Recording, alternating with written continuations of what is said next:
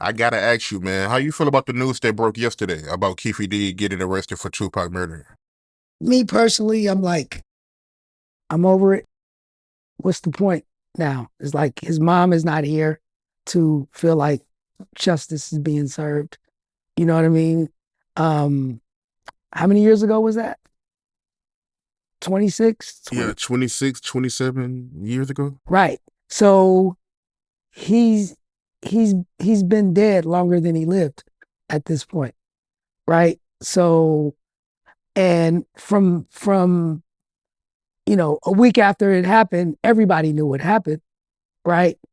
So whether it was this guy that held the gun, this guy that was holding the wheel, this guy that was driving, and this guy that was in the front seat or the back seat, you the streets were talking, and we people know who the players were, right? And if you ask me, and nobody can really tell me otherwise, I feel like the authorities were complicit in it as well, meaning, they allowed it to happen. So for them to come out, oh yeah, we raided this guy's house or we got this gun or whatever, it's like, come on, bro, what are we doing? It just felt it feels like another distraction to me, and I'm not necessarily here for that. Right, right. So you feel like the police allowed Tupac to get killed and they allow his killer to get away. Well, I mean, in order for something like that to happen, I mean, let's just surface, right? Surface value. Las Vegas, fight night, how crowded it is, especially back then. How can something like that happen and everybody knows it's this white vehicle or whatever, and is able to get through all of like traffic is stand still in that city, especially on the strip, around the strip, on a fight night. Mike Tyson, you can't move, you can't even walk around there. And then that happens and they're able to get out of the city and nobody, you know what I mean? Nobody's able to do anything. You don't go chasing. You don't Why did they immediately raid these houses and kick down these doors and find these guns the next day? Because they didn't care,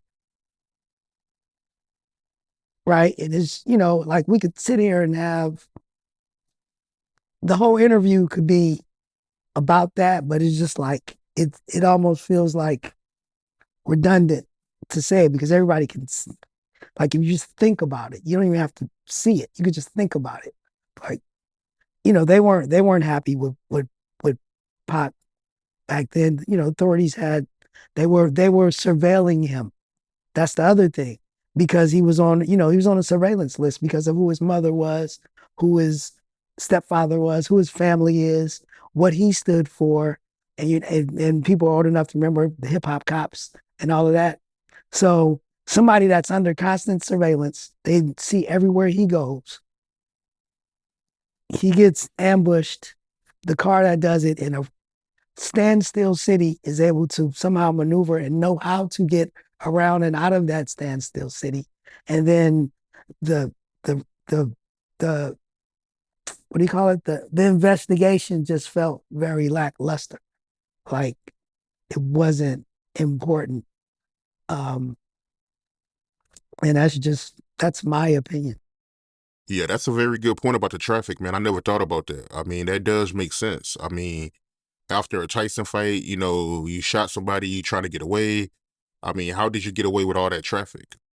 He couldn't get away. And like I said, he was always under surveillance. They were watching. So it ain't like some cop was on him to see it, unless that some cop already knew what was going to happen and was saying, "Okay, he's here. Let's go," or "You guys do what you got to do," because they don't care about us, right? They know after he takes out the target that they want taken out, eventually that person is going to get taken out. Let us kill each other. Do their job for them, right? And anybody that knows Vegas and LA, the only way you're gonna get to Vegas, I mean get to back to LA is on that 15. And that 15 is narrow. And with that much traffic, shoot, I I leave Vegas just on a Sunday after NFL football, and it takes me 4 hours just to get out the city. You know what I mean? A fight, a Mike Tyson fight. Come on, bro.